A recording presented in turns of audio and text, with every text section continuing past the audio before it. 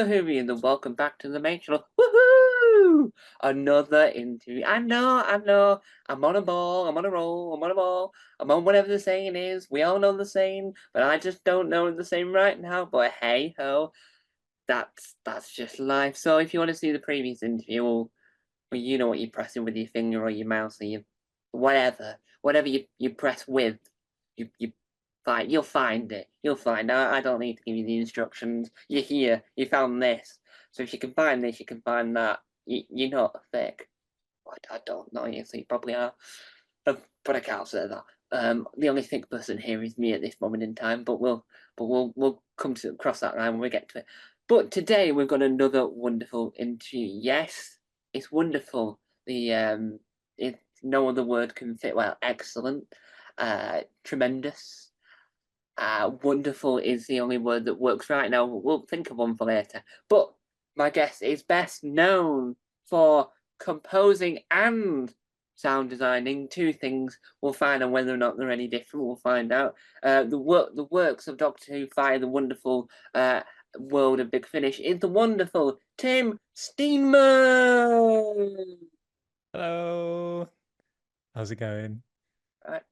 So we'll start at the very beginning because Julie Andrews keeps telling me it's the best place to start. I do take her advice very seriously, but she can't sing now, so she'll never sing at me to annoy me. How did you get into this world we called composing? Oh, good question. And thank you for such a wonderful introduction. That's a great list of adjectives. I need to get you to write my CV or something. That's fantastic. Thank you. How do I get into composing? Well, I started out, I've always played music. I started out studying music. I basically did that at school a lot because I wasn't much good at anything else. So I was like, right, okay, I like music. I'll just kind of keep on doing that. So kept on doing more and more of it. Did it at uni. I did a lot of performance stuff at uni, and then after uni was doing like a bit of performance and then a bit of composition, and just kind of like really like the composition side of it. So I just kind of kept on doing that, and gradually sort of I'm here doing that sort of stuff today. So yeah, it's been a very kind of like sort of gradual kind of like sort of boring journey, I guess. Like, I do music and then I kept on doing music and then you just kind of end up doing it. So yeah, but that's kind of my sort of journey with that, I guess. Yeah, sounds like it's quite similar. So I sort of ended up doing music for things where it was like short films and adverts and stuff, and eventually people were like, oh, can you also do a bit of sound design? I was like, I could probably figure it out. So yeah, just sort of taught myself a bit of that as well, and then sort of it's all just sort of sound things. So yeah, I've kind of got that sort of background to what I do. Yeah. And were you a fan of Doctor Who before you started working with Doctor, or were you completely new to the world of Doctor Who? Yeah, I wasn't completely new. I was definitely a fan kind of like a while ago when I was like in when I was kind of in school in uni. It was like the kind of oh, who's a doctor? And it was like David Tennant, Matt Smith sort of era. So I was like on board then, and then I kind of gradually got more and more busy and sort of just had less time for it. So it's been really nice, like getting back into it and going, okay, I'm writing for like, okay, this is the Fifth Doctor. Okay, let's go back and like just research and watch like a load of like the Fifth Doctor adventures, or like the first and second, third Doctor, like how to like just kind of seeing like the different kind of different personalities and the way that everything kind of just yeah, all the different kind of the lore and the kind of the world building that goes on through all the different decades is, yeah, it's really really cool. So I've kind of started off as sort of a mini fan and become a lot more of a fan since I've started doing them. Yeah. And when you're composing the stories, do you go back and listen to the music of that era? So, say for instance, you're doing the Fifth Doctor, do you go and listen to the music of the Fifth Doctor, so you get a feel what you want to try and emulate, even though you're doing your own spin on it, you find out what you want to emulate. Oh yeah, definitely. So say if it was the Fifth Doctor, for example, it's definitely like I really like kind of trying to maintain a bit of, you're paying tribute to what's happened before, but also you're kind of bringing a bit of extra new stuff as well. I think if it's all new, it's like, oh, okay, this is just feels a bit disconnected. But when you've got like, the kind of the influence and the reference of what's that the kind of core of that series was, it's I think that's really nice to kind of go, okay, so this is what we've had and this is what is new, and let's see how we can kind of like make the two of them like in this new story kind of really come together and make it a kind of a new sort of a new invention really. So I definitely like the research part of it. It's yeah, it's nice and fun to be like, okay, what kind of like obviously you know, you've got the Doctor Who theme throughout everything, but it's really interesting how like yeah, throughout just different seasons the music changes like quite a bit between different ones. So it's like, oh okay, this is like, you know, this synthesizer's like been invented in this era, and you know, we start to kind of use a bit more cinematic stuff for here. So yeah, it's I like the nerdy research part. It's definitely up my street. And one of the most recent works you've that's been released that you've worked on, you might have not done it recently, because Big Finish are very good at keeping hold of things for years. So that if the actor does die, no one has no clue that the actor's actually dead. They've forgotten that they're dead because they've still releasing work. What was it like working on the adaptation of goth opera? Yeah, yeah. So goth opera was a really nice one to work on. It was it's weird. I've had a few vampire things kind of come in, so it's like, oh, let's get back into some like don't know, vampire type things, but trying to make them all different as well, which is quite nice. So yeah, for goth opera, it was like I think it was definitely trying to get that balance of very kind of gothic and kind of that sort of, you don't want to go full Dracula like an organ and sort of thing, you know, and so but you want to kind of like maybe just kind of like have it as a reference, like, oh, that's sometimes what people expect, but then you know, what can we do that's new? So yeah, it was quite nice to be able to like look through all of the, you know, Doctor Who stuff, but also vampire things, and go like, what's the kind of the oldest vampire things, and what kind of really new vampire things that we're used to, and seeing how you can kind of mash those two sort of worlds together of like yeah, sort of space well, time lords and space vampires essentially. So yeah, really fun with that one. Yeah. And does that help having a wider knowledge of the like elements and whatever the genre is like based upon? Do you reckon that helps having this background knowledge of, oh, in 1976 in this film they had these sort of instruments? Does that help you deliberate what instruments you want to think about incorporating into the new design?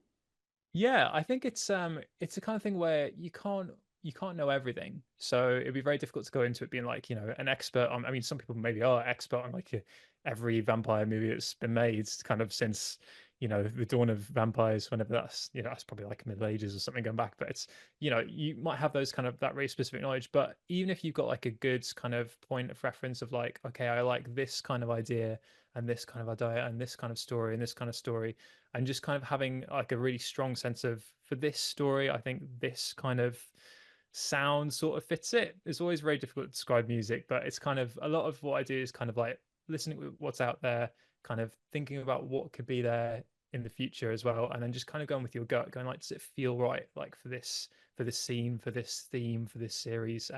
So yeah, I think that's the best way to kind of come up with something where it's like, you know, really kind of has that kind of the world encapsulated in that sound, but is, you know, completely new and that kind of exciting to that story as well. Yeah, and you mentioned there that there might be an expert out there. Mark Gatiss, funnily enough, is the expert on well, mainly Dracula, but vampires in general, because he did a documentary about the evolution of which element of the mythological creature of a vampire was invented in which film, and he Oh, talked cool.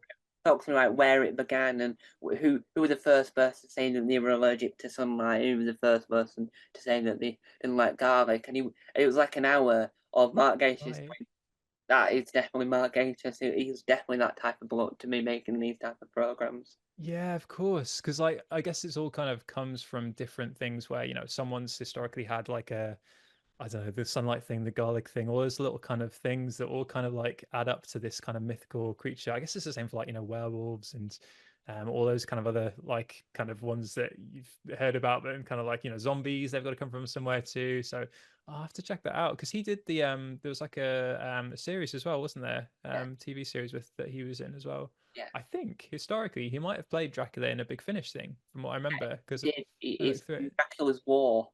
Yes, that's it. Yeah, of course. Yeah, so he's definitely sounds like the expert on vampires as well. No, that's really cool. And when you're doing the work within the world of Doctor Who, because you've not just done the core Doctor Who, you've also done spin-offs. Do you sort of think, as well as doing the research, do you also try and figure out. So, for instance, when you're doing certain adventures that might have a character that wasn't previously in that sort of era, do you look at their era that that character's in to try and work out what elements you want to pinch from that to then fit and make sure that it smoothly fits in with what you're trying to replicate within that certain angle? Yeah, it definitely depends on the context for that kind of thing. Like you don't want to make it too obvious. I think if it's kind of like you have like the say especially instrumentation, if it was like every time Jamie McCrimmon's in a story, like bagpipes come in, it would be a bit kind of like a bit jarring sometimes. So you might like kind of subtly hint to those things a bit. But I think if it's yeah, it's definitely a line between trying to pay a bit of like a attention to that kind of stuff, but also not make it too distracted from the story. So it's definitely a fine line to walk. But yeah, it's some of the things that we think about. A lot of it is kind of going, how do you build it all into like the key theme for each individual story, and then build it out from there. And just making sure that kind of that key musical theme basically has everything in that you want the story to kind of encapsulate. So yeah, it definitely depends on the story, but yeah, it's like there's a lot of like kind of just like hinting at maybe like a certain era or a certain kind of instrument that we might associate with like vampires or like kind of sci-fi stuff for particular synth sounds or that kind of thing as well. And one of the things you've worked on is in the line of Torchwood audios that is like it opens your eyes and thinks this is what the TV show should be now if Torchwood ever returned. Not just because Sophie Aldred's like in the top 10 greatest people of all time who works really well in the Torchwood universe. But what was it like working on? I'm going to mispronounce this, but Torchwood Stobridge. It's spelled Sabotage. Yes, yeah. Torchwood sabotage. Yeah, That yeah, yeah. It's is it French? I feel like it's one of those words where it used to be French and now we probably pronounce it horribly in English, and it's probably supposed to be like sabotage or like something really like nice and kind of. I'm again still trying to do it in French. It still sounds horrible when I do it, but yeah, it's one of those words. Yeah, I really love that one.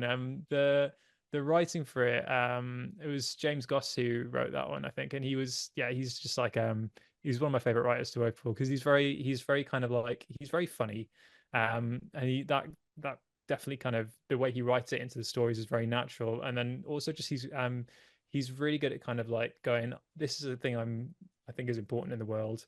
How can I kind of bring it to attention in this story that I'm doing? So whether it's like the kind of the different interpersonal connections between characters and that dynamic, or whether it's just kind of like this is like a say for sabotage, it's an environmental thing. So it's kind of like how can we take this kind of thing that we see companies doing, and how can we kind of make it part of this story in this kind of in this sci-fi world as well. So it's like it's really great. I love those kind of stories where it's like it's just very kind of it feels like a really just something that clicks like you said. It's definitely I would happily watch that on TV. It's like it's got great characters, it's got a great storyline, it's got loads of explosions, which is fantastic, especially for me. So yeah, that's quite fun. But yeah, thank you. I'm glad you enjoy Sabotage. and were you a fan of and fan and have seen Torchwood before getting the opportunity to work on Big Finish's interpretation of the world of Torchwood? Yeah, again, it's another one of the ones where I think I caught the first couple of seasons and then sort of like got got too busy. It was like when I was at uni and it was very kind of there was a lot going on. So it was I really like Tortured as well. The kind of it's just got that extra sort of I don't know. There's a lot of kind of questions you kind of have when you watch something like Doctor Who. It's like, well, how's this work? And like, if this person is in this setting and they have this like ability, like, how does that affect how they do this thing? Or if this kind of this event happens in Doctor Who, what's the repercussions of that for the next you know 3 decades that we never really see, kind of thing. And it's like it's nice to kind of see those little branches happen as well, and those stories to be explored. And there's characters where you're like, oh, they'd be so good in their own kind of their own story, just have that opportunity as well, which is like great how like Big Finish have that just opportunity to be like, right, okay, we're going to do like for Torchwood, it might be like, okay, here's like a thing on Ianto, and like I just follow his character for a bit, and then they might do like a thing with like some of the different companions from Doctor Who, and be like, okay, here's like a series of them. So yeah, it's really really cool to kind of see that happening as well. I did a River Song one. I think the first one I did for Big Finish was one of the River Song stories. Yeah. It was just very like little kind of uh, it was basically three people in the entire um, episodes, just in a house, but it was just really nice. Just kind of the tension just sort of subtly built, and it just kind of like you were slowly figuring out things about these other two characters who weren't River Song, and it was just kind of like it was nice to kind of see her do her own thing in that kind of sort of setting as well. So yeah, it was. I love those kind of things that are kind of just happening in the Big Finish um pool. I don't know how to describe it. And Torchwood's one of those things as well, because in the Doctor Who universe, they made it very clear that in multiple areas and multiple different variations on Torchwood, it works, helps Big Finish go, right, well, we don't want everyone thinking, oh yeah, it's just Torchwood Cardiff. It's like when you're watching CSI or NCSI, and you're watching like CSI LA or CSI New Orleans. It's technically the same program, but it's not the same dynamics. Having like Mm. Torch with London, and then having like different characters, like because they've been with the Doctor, then merge into Torchwood, it sort of helps to say, well, they're part of Torchwood, but not that Torchwood. It's a new Torchwood, so that Mm. people can get involved in this team instead of actually them find out how Jack then fits into it and all these people.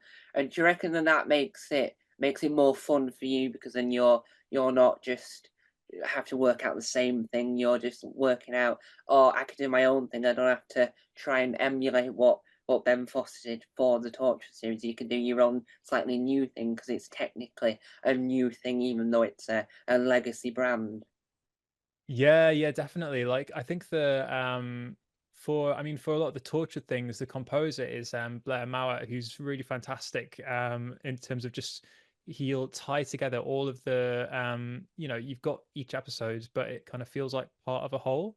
But they've still got that kind of individuality as well. So I really love Blair's work, especially on Sabotage as well, because I basically did the sound design and like I said, the explosions and all that kind of stuff. And then Blair kind of brought in the music afterwards. So it's kind of like it's quite nice to have. I think sometimes when you've got loads of different things, it's quite nice how we've got loads of different sound designers, and sometimes if you just got like a composer to kind of pin everything together, it just kind of really works, kind of brings that like sort of coherence like really well across the whole series. So yeah, so I mean, I don't want to take credit for what Blair's done on that, because he did an incredible job. I can take credit for the sound design. Very happy to do that. But yeah, I think it's but yeah, like you said, it's like really kind of it's really nice to have that kind of yeah ability to go right. This is part of that series, but we'll just a little bit of a twist on it for this kind of thing. So yeah. And because the sound design and the composing and all the music is so the words for that is the word I'm after, rich and so vast. Do you reckon that helps getting new fans and new people into the world of audio drama? Because since Evolution TV, radio's not been as well popular. Well, it's probably still like popular, but not as well. Like, do you reckon that all the actual elements that you and everyone else brings into it helps to make say to someone, yes, well, you might not be able to see it, but you can imagine it, and you'll still have an amazing time as you would do watching them gallivant on screen. Yeah, I mean, I think this it's interesting looking at the kind of audio everything that's going on. Like I was at the podcast show in London recently, and obviously there's loads of podcasters there, but gradually audio dramas are starting to get a bit more popular, and then people are starting to discover that they like them because they like podcasts, and they're like, oh, an audio drama is kind of like a podcast, but with a bit kind of Yeah. more sort of sound effects, a bit less sort of narration. So it's really great to see stuff like 1984 just was like I think Audible did like a version of that that was really fantastic as an audio drama. There's a load of some comics as well. There's a DC one that's popped up on recently on Spotify, which is definitely worth checking out. Which is like I think it's the Riddler is like the main character in it, and it's basically like yeah, just audio drama kind of stuff. But I think people are starting to kind of go, oh, I have this commute or I'm in my car, but I still want to be entertained. I still want to kind of keep up with the story. So I think it's definitely kind of getting more popular as people go, oh, there's this like whole medium which has been around forever, which I haven't really had a chance to do. Plus, it's like it's quite nice in terms of making it because say if you were doing the TV version, you've got to think about all the CGI and all that kind of stuff. So in terms of audio, it's actually kind of quite nice to be able to go, oh, if it's like just the sound effects, we can kind of imagine whatever it is, and as long as we can find the right sound effect to kind of to make it happen, it's going to happen. It's kind of like reading a book. You don't need to draw it all out. As long as you have that way of putting it across, then it's you kind of get that experience of it without having to be able to do absolutely everything. So it's I think it's definitely enabling a lot more stories that may not have been able to get made to be made, which is really really cool. And having not just Doctor Who but other franchises that Big Finish have acquired, not just like in recent years but over the history of the company. And do you reckon that also helps because they've made sure that they've included so many other areas of like fans? Do you reckon that helps keep the audio medium in this style like this and radio alive because TV has become the dominant medium? Do you reckon that this helps to say we're still here and we're as popular as books are and as stage things are? And do you reckon that's a good thing that that we're getting this rich variety of products to help keep hold of a medium that will never die out? Yeah, I think like the more sort of cross pollination that you get for things, especially so with Big Finish, you've got like a lot of different different sort of what's the word for it, franchises, is that the word, but different sort of legacy content. Like I really love the when I was a kid I used to watch a lot of the like the Captain Scarlet reruns from like the 60s because they were on for some reason when I was like really young, and I was like, oh, this is great. And then to see like Big Finish still doing that, I was like, oh cool, like I didn't even know that was like still going with this. So I think it's like once you've kind of brought on like say that you have people who kind of get involved with that, who then might also get involved with some of the Doctor Who stuff, who might also get involved with some of the like Seven stuff or all the other kind of content that they make as well. And then there's also through doing that, it's really nice to see some of the original stuff that's that Big Finish are doing as well. There's a I I won't say too much about it. There's a really great one that's coming out at some point. If you like the vampire stuff from Goth Opera, I think you'll really love it. But it's keep your eyes on probably around want to say like probably Halloween is probably a good kind of time to be looking out for it. But they're doing some original stuff, which is really really great. And it's kind of it's nice to see um, then go right. This actor that we've worked for this would be really great in this kind of role, and then just writing the role for them and going okay we can like kind of there'd be this kind of character, and it's very kind of organic the way that it's sort of formed and then it comes together. So it's really nice to kind of see that original stuff coming out of all these legacy content things as well. So yeah, it's really really cool.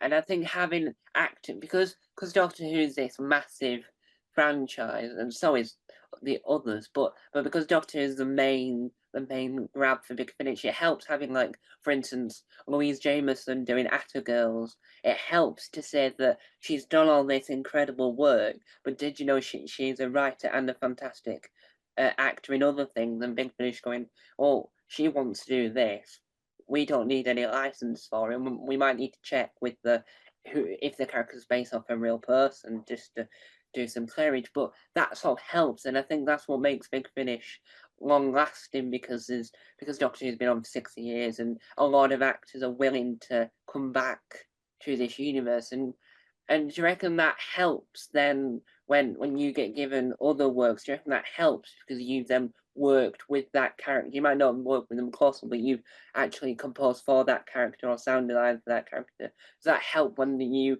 then work on other projects with that actor in it because you know what their style of acting is, so you know how to make sure that the beats work really well for them?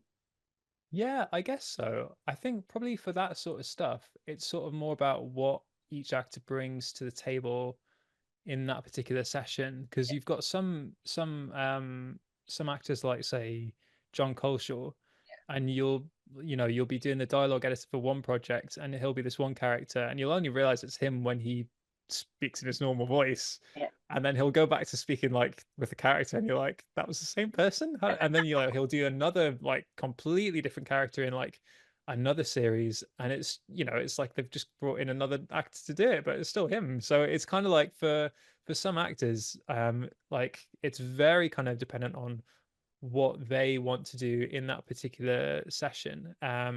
And then for I think for some it's quite nice to kind of see, okay, this is how they like to set up the session. But yeah, for each performance, I think I mean other people might be different. I usually try and treat it as like, what are they trying to bring across in this particular session? Because it definitely depends on the the different characters. So yeah, but it's really nice to kind of see behind the scenes of the actors, like kind of they're kind of getting into the zone, and we get all the outtakes of when they forget to do the accent or whatever it is. So it's quite nice of that as well. But it's always incredible when you go, oh, that's actually the person who's doing that character. There's some incredible people doing some of these parts. So yeah, it's really great to hear a voice actor at work when they're like, right at the top of their game. yeah, and when you have these actors portraying characters and where the original actors are along with them, it also helps when they do really good impressions. Like for instance, Tim Sherlock does a fantastic The Doctor, but Mm. then because when he's done it for years, I've met him before, because I did a documentary about the Doctor, and obviously you can't do one without him in it. He talks in normal voice, and then you really, and he says, "Well, I have to put on the voice," and you ask, and then you just think to yourself, I don't think you need to do that anymore because he then sounds exactly like John Pertwee when he's normally having just a general chit chat and not putting it on. He sounds like it, and it sort of Yeah. helps because then you like, oh, that's John Pertwee, and you know it's definitely not because they made it clear that he's an actor, he's someone else, but because you know what John Pertwee looks like and sounds like, you know that Tim Shalhoub is doing an excellent impression, and John Culshaw does an excellent impression of everyone, but he also does a fantastic Third Doctor. And one of the things you've worked on that's coming out. Well, I think it's in like a lay-by on YouTube. It's gonna come out, and they upgraded the website to make the website even better. But what was it like working on Death World? Yeah, Death World was exactly that kind of experience, really, because you've got like three like the three actors playing the first three doctors are exactly what we were just talking about there, where they're just like talking like normally, or they're doing the lines, and then they'll just switch back into their normal voice, and you're like, who's that other person in the room? It's really bizarre to kind of, because I mean I can't see any of the footage. It must be like when you're recording it, it's kind of like you can kind of see who's doing it. But for me, kind of just getting the audio, it's kind of like it's kind of a little bit of a like a weird moment where you just hear the kind of the difference of like them doing, right, here's this character, and then them going just talking. So yeah, it's Death World had first three doctors. We had the Brigadier as well. That was John Corshaw playing Brigadier. I think we had a lot of I think the rest of we had Jamie and Joe, the original actors for that. And then like, yeah, it was like, that was a really, mind warping project to work on when you listen to the audio edits for, just the quality of the impressions that they were doing. Yeah. And because you've done so much in your career, not just with Doctor Who, are you the type of person that would happily sit down or listen or watch if you've like composed something for TV, for instance, and sit down and watch the thing that you've done once it goes out, or do you do that thing where you run directly for the hill and wait for it all to end so you never have to hear your work ever again?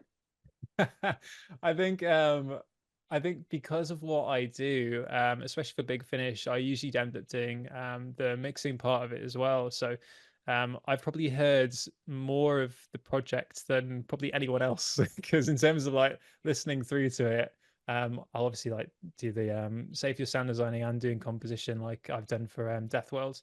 Um, you'd get the vocal takes, and then get through those, and then you'd add sound design in, and then obviously hear it again with that, and then you hear it again with the music, and then you hear it again when you mix it. So I've sort of like heard everything about at least 4 times without repeats by the time it goes to print. So I think I definitely like going back and going, oh yeah, I did this, but it's got to be like maybe a little bit of distance, because otherwise I'm just kind of analyzing it rather than enjoying it.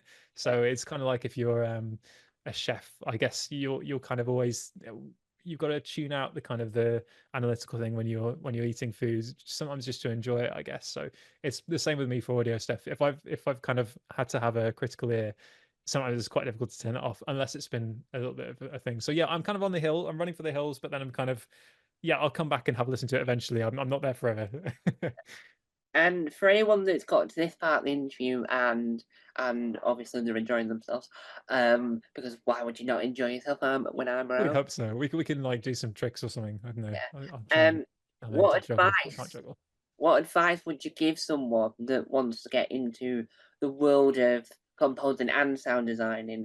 Like, because you do a lot of it simultaneously, but what advice would you give someone that wants to get into that area of the industry? Yeah, I think probably the best thing you can do is just do the stuff that you want to do, make your own little projects, and then eventually, hopefully through doing them, you'll meet some other people who like doing the similar sort of stuff to you or would like you to work on them. Like for me, it was I think how I got involved with Big Finish was I did a short film, and the director asked me to do it, and the producer on that was Lizzie Worsdale, who's a fantastic producer and works with Big Finish on a lot of projects. And she was like, "Oh, we need some, composers and sound designers for Big Finish." So it's literally just like one kind of person can kind of go, oh, can you like do this other thing, and you never know who that is. It could be absolutely anyone.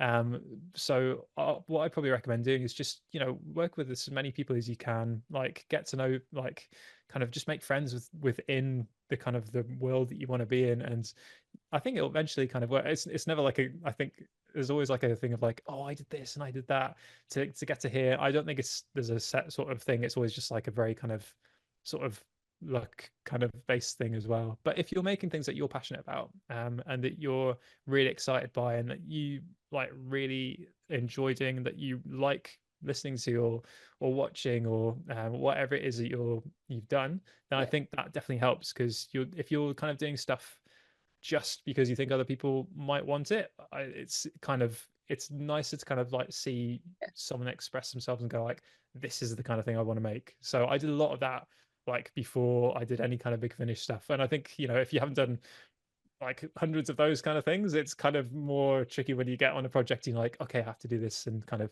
fit it to a brief. So yeah, I think just do as much as you can, really. And I think that's why Big Finish as a company works so well because I've interviewed a lot of people that work in Big Finish just in pretty much a lot of areas. Um, and they all seem like big fans of what they're doing, and that helps. And I think that helps no matter how much you've seen of whatever you're doing. And if you've seen like 12 episodes and there was like 82 and you're a fan of it, and it helps. And I think that's what you can see when you listen to like goth opera, for instance. You can tell that it's not just, oh, here's something you can buy it. Here's something we've loved doing, and we want to share our love with you, so then you can then tell your friends, and they can tell their friends, and then you can all have something that you love and that you'll never get tired of, and you'll break the system that you listen to it on because you've heard it too many times. And do you reckon that helps to keep companies and all these projects alive? Yeah, I think it's kind of really connecting with the stories that you're working on. I think it's probably the most important thing. I think the thing you're saying, like, where it's like, it's the if you really like something and then someone tells someone else and someone tells something else, I think that's something like, as a company, it's probably not something you can really control, but what you can really put effort into is to make those stories as good and as an engaging experience, and like just as memorable as you can. Mm. Because I think people have busy lives, people have like tons of things that they're worried about, and the 1 hour that they might get to kind of just really kind of enjoy themselves might be the audio drama that you're working on. So to kind of really kind of make that story come alive as much as you can, and kind of put as much kind of just like things to connect with in that story for people, I think is the kind of the thing that really puts, like, say, a company, helps their kind of story stand out, is just that kind of really caring about the listener and their experience of it is, yeah, I think it's definitely the most important thing. Yeah. And when you're doing the research for the audios, do you listen out for certain because you might have to watch like six Fifth Doctor stories to try and work out the different elements. Do you have like a favorite instrument you listen out for when you're doing this research to go, if I can hear this, then I know that the instrument I want to use will fit this sort of setting that I'm doing.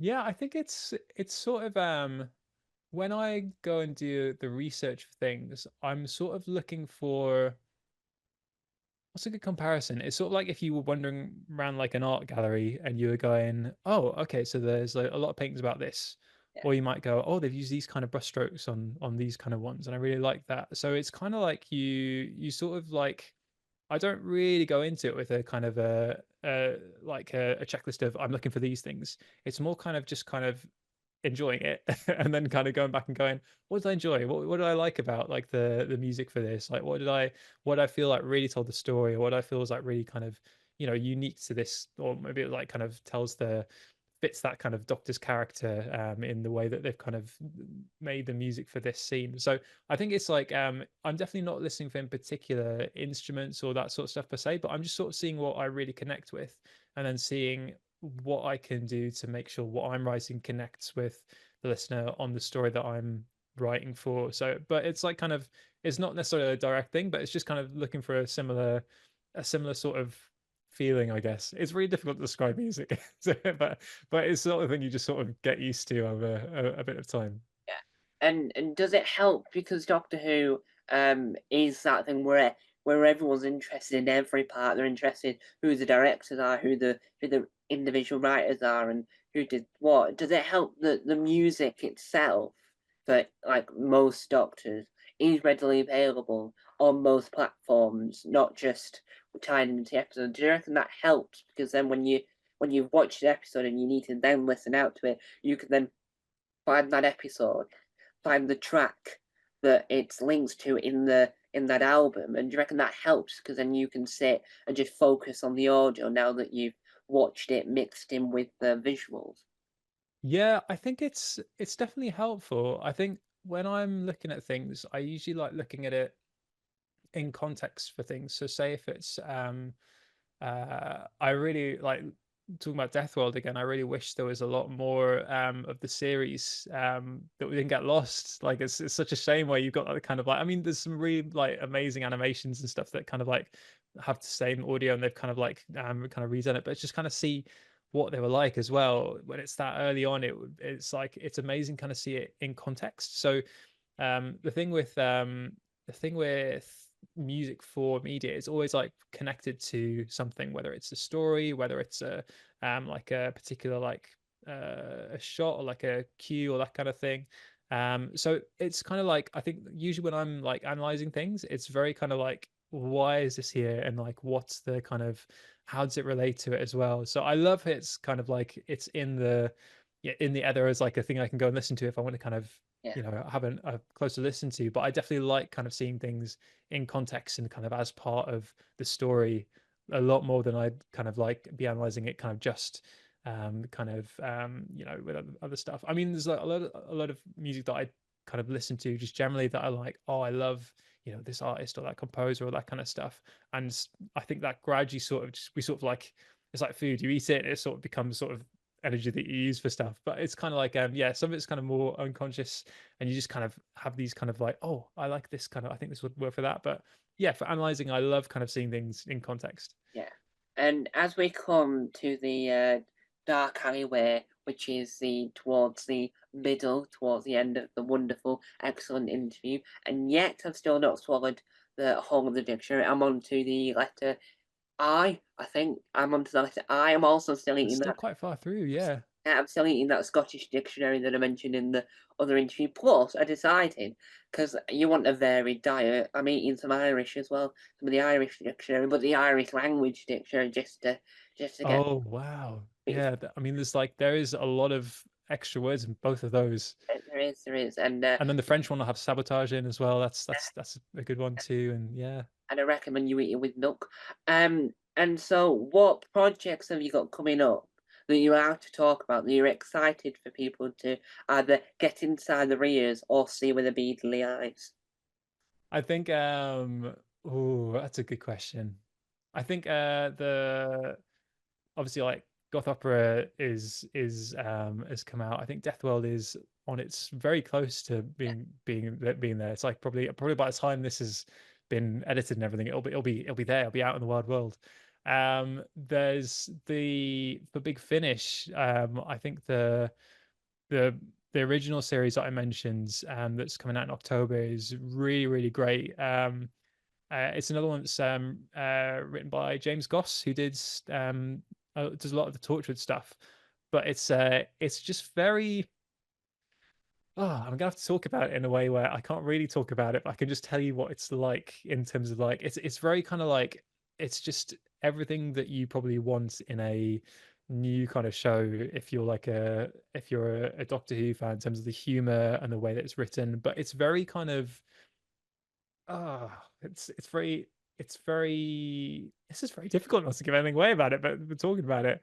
It's just great. I think definitely just look out for it because it's definitely kind of a thing that I think works really well for Big Finish. And I was like having a great time listening to it because it's just like the kind of things where you can laugh while you're doing it is really nice to work for. So yeah, if the jokes are kind of like you're working with keep on making you laugh, I think it's a good sign that it's going to be really good. But yeah, so that's really good.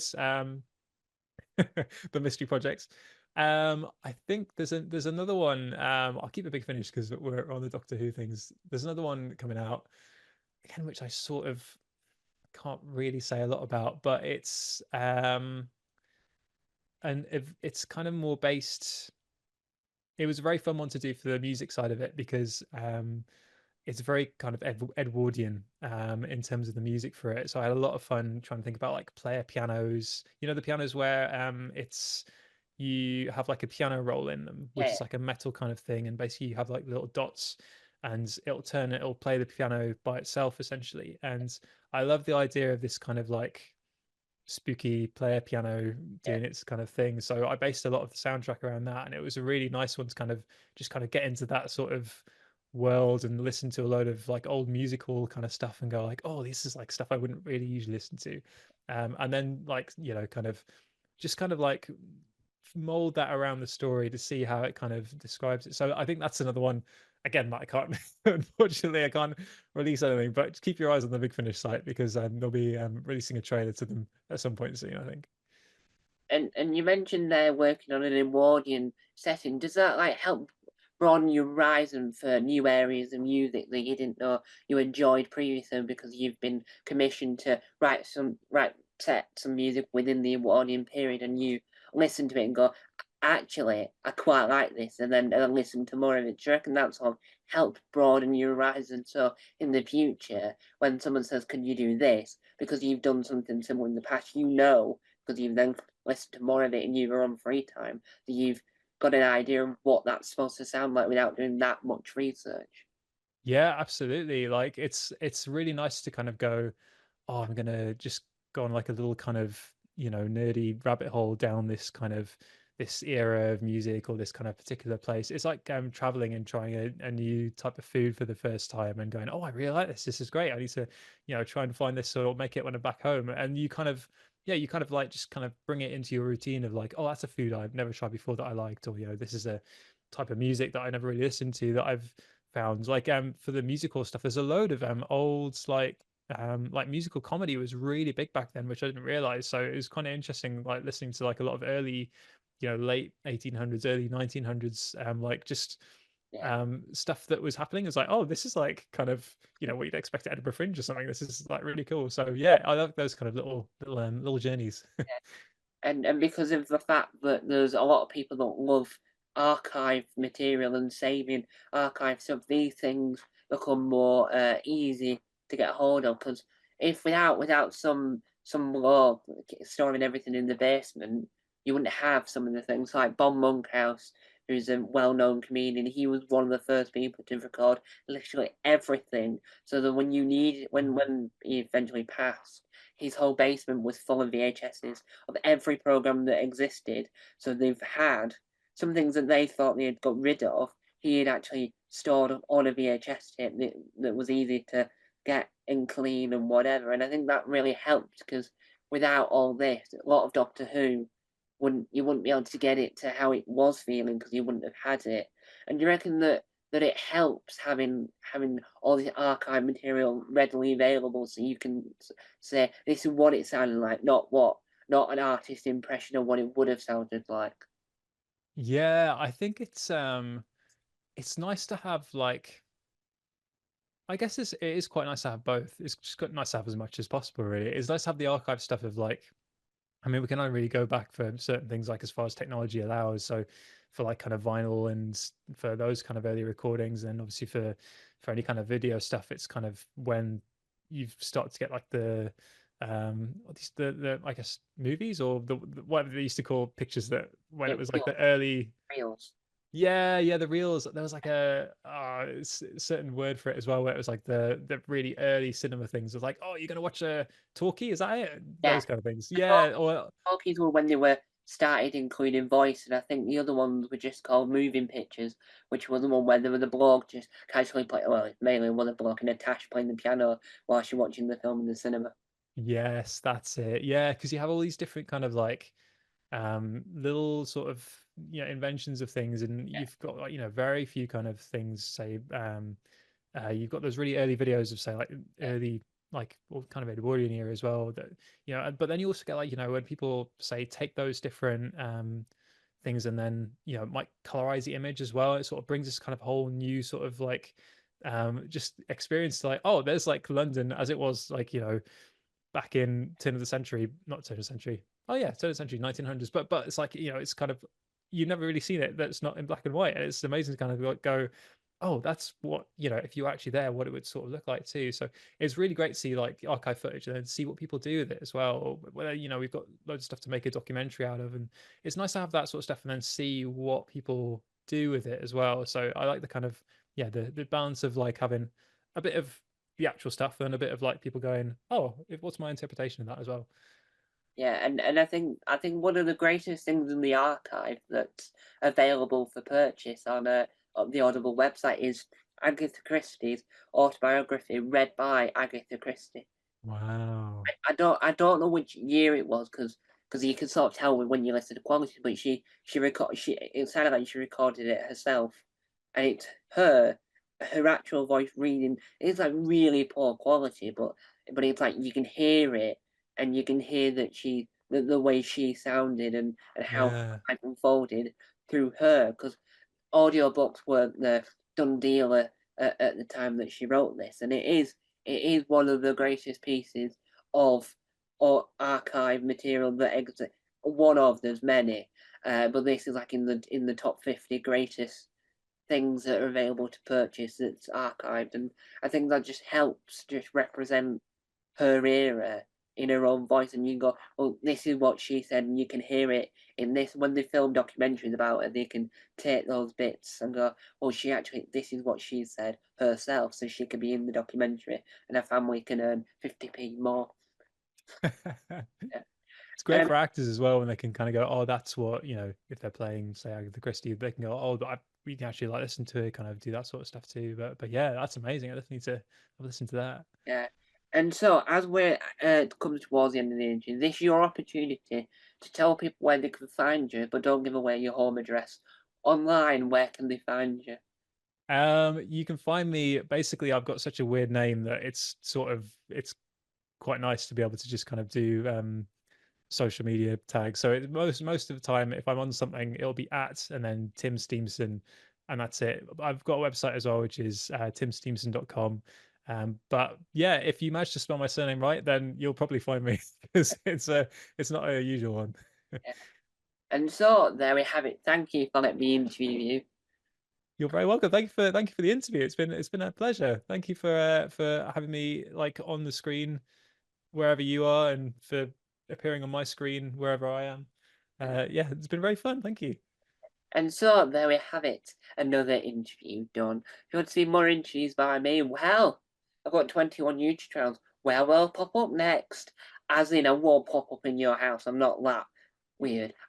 It depends on if you like walked in the middle of the street and I popped up on the high street next to a Costa Express because you're watching me on a screen next to a Costa Express, and that is weird because I popped up next to a Costa Express. Even I don't even know if they exist in small shops, and there might just be those cafe machines.